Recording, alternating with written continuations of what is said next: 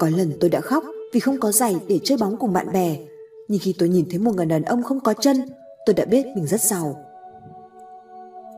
Lưỡi không xương nhiều đường lắt léo, miệng không vành méo mó tứ phương. Sống trên đời dù tốt cỡ nào cũng sẽ có rất nhiều lời đàm tiếu. Cho nên hãy sống sao để đừng đánh mất đi bản thân mình là được. Chân thành quá mức là một cái tội, tin người quá vội là một cái ngu. Nếu chỉ nhìn bề ngoài mà biết hết một con người thì trên đời này đã chẳng tồn tại hai chữ không ngờ. Nếu một cô gái nói rằng không có gì, nghĩa là bạn nhất định phải tìm ra vấn đề mà cô gái ấy đang gặp phải. Những kẻ khác nói xấu bạn, phán xét bạn mà dù không biết gì về bạn. Đừng buồn, hãy nhớ kỹ một điều, chó sủa khi gặp người lạ. Ở đời có 3 chữ đừng. Đừng hiền quá để người ta bắt nạt, đừng ngốc quá để người ta đùa giỡn, đừng tin tưởng quá để khi bị lừa dối cũng không đến nỗi bi thương. Rất nhiều người thức đêm không phải vì mất ngủ, cũng không phải vì làm một công việc nào đó. Có lẽ là vì sự mệt mỏi tinh thần đã ngăn họ nghỉ ngơi. Chơi với người tốt như vào hàng hoa, khi đi ra hương thơm còn vương vấn. Chơi với người xấu như vào hàng cá, quen tanh rồi chẳng biết mình tanh. Cuộc đời sao lắm rối gian, người hay bằng mặt nhưng không bằng lòng. Miệng cười lòng chắc thế đâu, chỉ khi hoạn nạn mới biết đâu chân tình. Nếu kế hoạch A không dùng được thì ta hãy còn tận 28 chữ cái kia mà, cứ bình tĩnh. Người ta nói con ong độc nhất ở cái đuôi, còn người đàn bà độc nhất là ở tấm lòng. Không sai đâu, hãy nghĩ kỹ đi. Nếu bạn không chọc phá con ong, nó sẽ chẳng chích. Cũng như đàn bà, nếu không đẩy họ vào con đường cùng, họ sẽ chẳng bao giờ thâm độc. Bạn bè bạn sẽ không cần bạn phải giải thích gì cả. Còn với kẻ thù thì dù bạn có giải thích bao nhiêu, họ cũng chẳng tin đâu. Hãy cứ làm những gì mà thâm tâm bạn biết là đúng. Thật ra đời nó đơn giản lắm, là bạn tự làm nó phức tạp lên thôi. Để thành công, đã làm việc gì thì đừng làm nửa vời, hãy làm với 100% sức lực của mình. Hãy đi thật nhiều nơi, gặp thật nhiều người, để khi nào mệt mỏi thì ngả lưng nhắm mắt một chút rồi lại tiếp tục. Đừng đánh mất tuổi thanh xuân ở học đường hay trên màn hình máy tính. Sống phải biết mình là ai, đừng vì lòng sĩ diện mà làm khổ cha mẹ, đừng vì giàu sang mà khinh kẻ nghèo hèn, đừng vì tiền mà bán rẻ lương tâm, đừng coi mình khôn ngoan mà lừa lọc dối trá. Đã đến lúc phải từ bỏ lối chờ đợi những quà tặng bất ngờ của cuộc sống và phải tự mình làm nên cuộc sống. 10 năm trước, những người quanh bạn sẽ dựa vào thu nhập của bố mẹ bạn để đối đãi với bạn. 10 năm sau, những người xung quanh bạn sẽ dựa vào thu nhập của bạn để đối đãi với bố mẹ bạn. Cuộc sống không phải lúc nào cũng như mọi người mong muốn, cho nên đừng buồn phiền bởi vì đời là vậy. Có 2 thứ bạn nên tiết kiệm, đó là sức khỏe và lời hứa. Con gái sẽ không chạm môi với người họ không thích, con trai sẵn sàng lên giường với người mà họ không yêu. Cuộc sống có nghèo đói thế nào cũng không được luôn miệng nói ra, bởi chẳng có ai tự nhiên đem tiền cho bạn. Chẳng có ai chán nản vì yêu ai cả, chỉ có chán nản vì phải chờ đợi, phải giả vờ, phải nói dối và phải chịu nhiều tổn thương mà thôi. Một chút nữa là khái niệm thời gian co giãn nhất, nó có thể kéo dài vài phút trong giờ kiểm tra, nhưng có thể là mấy tiếng khi bạn thức khuya hoặc thức dậy vào buổi sáng. Cuộc sống không tặng cho ta thứ gì cả, những gì cuộc sống đem lại cho ta đều đã được ghi giá một cách kín đáo. Tôi nhịn không phải tôi hiền, mà là bạn chưa đủ tư cách để làm phiền đến tôi. Khi chúng ta đem hoa tặng cho người khác thì người ngửi được mùi hương đầu tiên là chính chúng ta. Khi chúng ta nắm bùn ném vào người khác thì người bị lấm bẩn đầu tiên là bàn tay chúng ta. Đừng bao giờ thờ ơ với tin nhắn của người mà bạn yêu thương. Có thể một ngày không xa, bạn sẽ không còn được nhận tin nhắn đó nữa. Hãy đến nơi mà bạn được chào đón, chứ không phải nơi mà bạn phải chịu đựng. Con tàu rất an toàn khi neo đậu ở cảng, nhưng người ta đóng tàu không phải vì mục đích đó. Khi bạn đã cố gắng hết sức mà họ vẫn không cảm nhận được, vậy thì hãy dừng lại, hãy sống vì những gì xứng đáng hơn. Có một ngày bạn sẽ hiểu, lương thiện khó hơn thông minh nhiều. Thông minh là một loại tài năng thiên phú, còn lương thiện lại là một sự lựa chọn. Đừng bao giờ níu kéo một ai cả. Đơn giản, Vì người ta muốn ở lại thì có đuổi thế nào cũng không đi. Nếu người ta muốn đi, có giữ thế nào người ta cũng không ở lại. Khi một cánh cửa hạnh phúc đóng lại, một cánh cửa khác sẽ mở ra. Nhưng thường ta cứ ngắm mãi cánh cổng đã đóng lại, để rồi không thấy cánh cổng đang mở ra. Đừng bận tâm về những điều người ta nói xấu sau lưng bạn, vì họ là những người chỉ bới móc sai lầm trong đời bạn, thay vì lo sửa lỗi sai lầm của chính mình. Người ta, ai ai trông cũng thật tử tế và tốt đẹp, cho đến khi bạn khám phá ra lịch sử trình duyệt của họ. Đôi khi bạn cần phải im lặng, nuốt cái tôi vào trong và chấp nhận rằng bạn sai. Đó không phải là bỏ cuộc, đó là trưởng thành. Kẻ ngu không bao giờ nhận mình ngu, còn những kẻ nhận mình ngu là những người thông minh và chính xác. Đất mềm làm ngựa khuỵu chân, lời nói ngon ngọt dễ làm người khác té ngã. 4 nguyên tắc vàng trong cuộc sống: trung thực khi nghèo khó, giản dị khi giàu có, lịch sự khi có uy quyền, im lặng khi giận dữ. Cuộc đời này ngắn ngủi lắm, 60 năm một kiếp người nghe có vẻ nhiều, nhưng so với mấy triệu năm hình thành của nhân loại, chỉ là hạt cát giữa sa mạc mênh mông. Chính vì đời ngắn như vậy, thời gian để quan tâm, chăm sóc người mình yêu thương còn không đủ, thì hơi đâu bận tâm những kẻ ghét mình. Đừng hứa, đừng thề, hãy để mọi thứ tự nhiên. Lời hứa có thể làm ta buồn, lời thề có thể làm ta đau. Vì vậy, hãy thật lòng với nhau là đủ. Cuộc đời này bận lắm, bận đến nỗi ai cũng có việc riêng của họ, và sẽ chẳng người nào đủ rảnh rỗi để ngày ngày quan tâm đến cảm xúc của bạn đâu. Điều đau khổ nhất khi bị phản bội là nó không bao giờ tới từ kẻ thù của chúng ta. Đừng khoe là bạn đã tăng ca hoàn thành nốt công việc, nó chỉ cho thấy năng lực làm việc yếu kém và khả năng vạch ra kế hoạch tệ hại của bạn mà thôi. Người lớn dạy trẻ con học nói, còn trẻ con dạy người lớn im lặng. Hãy đặt mình vào vị trí của người khác trước khi muốn nói xấu họ. Hãy cẩn thận với những người nói xấu người khác với bạn, vì họ cũng có thể nói xấu bạn với người khác. Tình yêu bắt đầu khi hai người nhìn vào mặt tích cực của nhau, và kết thúc khi chỉ còn nhìn vào mặt tiêu cực. Trên đời có 3 thứ mà không ai có thể cướp mất.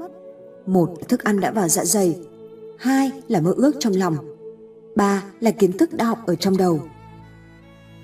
Lo lắng không làm cho những điều tồi tệ ngừng xảy ra, mà nó chỉ làm cho những điều tốt lành ngừng lại.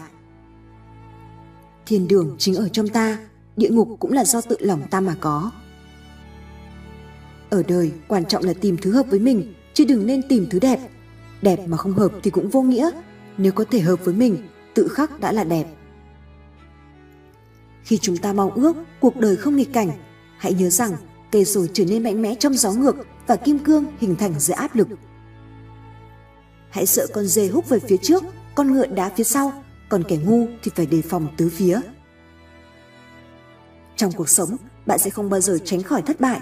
Cái quan trọng bạn phải làm là đón nhận và vượt qua nó như thế nào.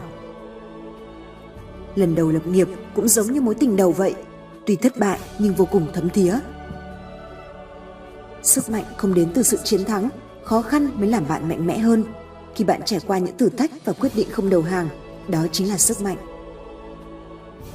Mọi người thường nói rằng động lực không kéo dài, và chuyện tắm cũng vậy. Đó là lý do vì sao chúng ta thực hiện nó mỗi ngày. Bạn thân là người không phân biệt bạn giàu hay nghèo, đẹp hay xấu, là người luôn nói thẳng, không bao giờ nịnh nọt hay lừa dối, là người luôn toe toét khi bạn ngã nhưng không bao giờ bỏ rơi bạn khi gặp nạn.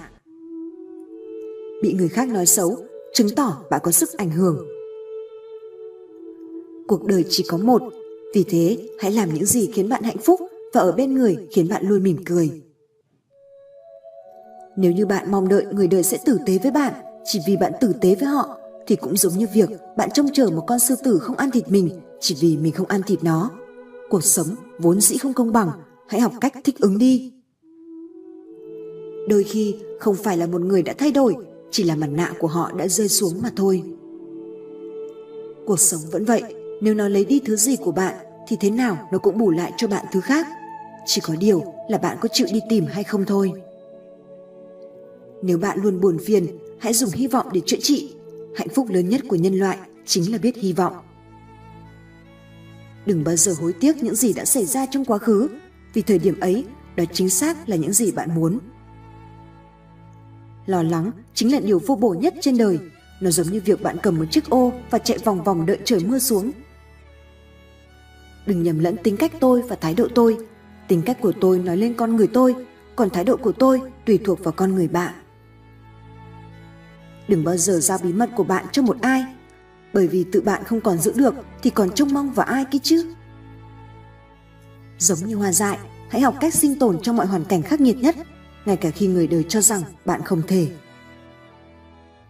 Người ta nói tình yêu quan trọng hơn tiền bạc, nhưng bạn đã bao giờ thử thanh toán hóa đơn với một cái ôm chưa? Người không muốn tới đích thì dù có khởi sự tốt cũng uổng công. Hãy cười và cả thế gian sẽ cười với bạn, còn khóc bạn chỉ khóc trong cô đơn. Mọi thứ tiêu cực, áp lực, thử thách đều là cơ hội để tôi vươn lên. Kẻ khốn cùng nhất trên thế giới này không phải là người không có một đồng xu dính túi, mà là kẻ không có nổi một ước mơ. Nếu bạn muốn biến những ước mơ của mình thành hiện thực, điều đầu tiên mà bạn cần phải làm là thức dậy. Khi con sóng cuộc đời ập đến và dòng chảy làm thuyền bạn lật, đừng tốn nước mắt cho những điều đã qua, cứ an nhiên thả mình trôi theo sóng. Cách tốt nhất để thành công trong đời là hành động theo lời khuyên mà ta trao cho người khác. Một khúc quanh trên đường không phải là kết thúc con đường, trừ khi bạn không chịu rẽ. Mỗi khi vấp ngã, tôi thường tự nhủ bản thân hãy nhanh chóng đứng dậy và đi tiếp, vì chỉ có bước đi mới có thể đến đích. Cùng lắm là chỉ thêm vài lần vấp ngã để lại đứng lên. Còn nếu nằm đó, tất cả những gì tôi nhận được chỉ có thể là những tiếng sầm xì. Để trở thành một ngôi sao, bạn phải tự tỏa ánh sáng của riêng mình, đi theo con đường của riêng mình và đừng lo lắng về bóng tối, bởi đó là khi sao sáng nhất. Lý trí có thể mách bảo điều ta phải tránh, còn con tim sẽ chỉ cho ta biết điều phải làm. Ta không cầu xin cho gánh nặng sẽ nhẹ hơn, nhưng cho đôi vai hãy vững vàng hơn. Ai cũng than vãn thiếu tiền, nhưng chẳng thấy ai than thiếu trí khôn cả. Cuộc sống có được có mất, ta nên biết quý trọng những gì mình đang có. Đừng đòi hỏi quá nhiều, để khi nhìn lại ta chẳng được gì hết. Tiếng Việt thật kỳ diệu, trong chữ nhẹ vẫn có dấu nặng, trong chữ vững vẫn có dấu ngã, trong chữ hiểu vẫn có dấu hỏi, chữ ngắn vẫn dài hơn chữ dài. Trên đời không có giới hạn rõ ràng của bi kịch và hỉ kịch. Nếu như bạn có khả năng đi ra từ bi kịch thì đó chính là hỉ kịch, còn nếu như bạn chìm đắm trong hỉ kịch thì đó chính là bi kịch. Bạn trao tặng cho cuộc sống những gì tốt đẹp nhất và nhận lại một cái tát phũ phàng. Nhưng dù sao đi nữa, hãy sống hết mình cho cuộc sống của chính mình. Đừng vì vài ba câu nói của người khác mà vui cười hớn hở, cũng đừng vì những lời nói đó mà khóc lóc buồn bã. Tâm trạng của mình mà, đừng đặt nó lên miệng người khác. Đừng nói với tôi bạn đã học được những gì, hãy nói cho tôi bạn đã đi được những đâu. Đôi lúc cuộc đời để ta ngập chìm trong rắc rối, nhưng không phải là để bạn chết chìm, mà là để bạn học được cách bơi. Lòng trung thủy của người phụ nữ được thử thách khi người đàn ông của cô không có gì trong tay. Lòng trung thủy của người đàn ông được thử thách khi anh ta có mọi thứ trong tay. Cái lạnh nhất không phải là cơn gió khi trời sang đông, mà là sự vô tâm của một người mà bạn xem là tất cả. Đừng sống để làm hài lòng người khác, hãy sống sao cho đúng với bản thân mình, đừng hại đến ai là được.